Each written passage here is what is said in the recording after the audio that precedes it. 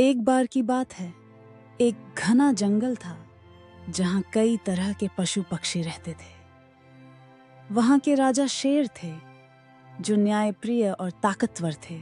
सभी जानवर आपस में मिलजुल कर रहते थे। लेकिन एक दिन जंगल में एक नई मुसीबत आई। एक चालाक लोमड़ी ने जंगल में प्रवेश किया और उसने अपनी चतुराई से शेर को चुनौती दी।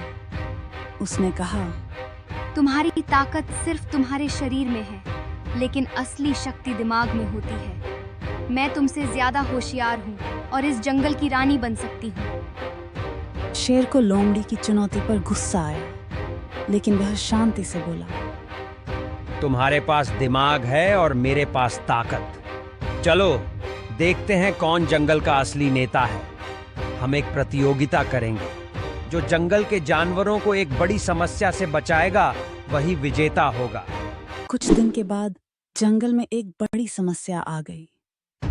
पास के गांव से शिकारी आए और उन्होंने जंगल में जाल बिछा दिया। बहुत से जानवर उस जाल में फंस गए। लोमड़ी ने इसे देखा और तुरंत एक चाल चली।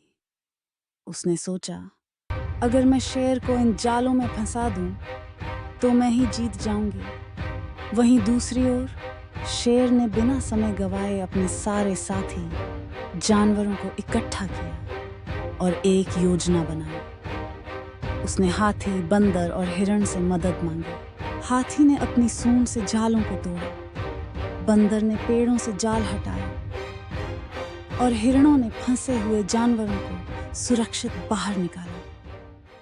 शेर की इस बुद्धिमता काम से सारे जानवर सुरक्षित हो गए। शिकारी अपने जाल छोड़कर भाग गए।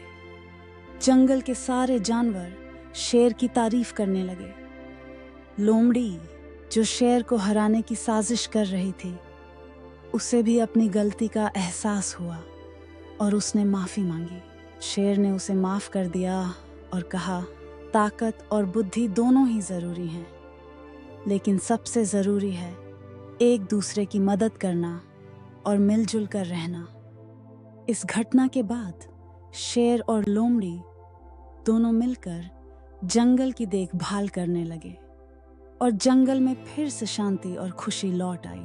सीख: इस कहानी से हमें यह सीख मिलती है कि अकेले बुद्धि या ताकत से कुछ नहीं होता, बल्कि एकजुट होकर काम करने से हर मुश्किल हल हो जाती है।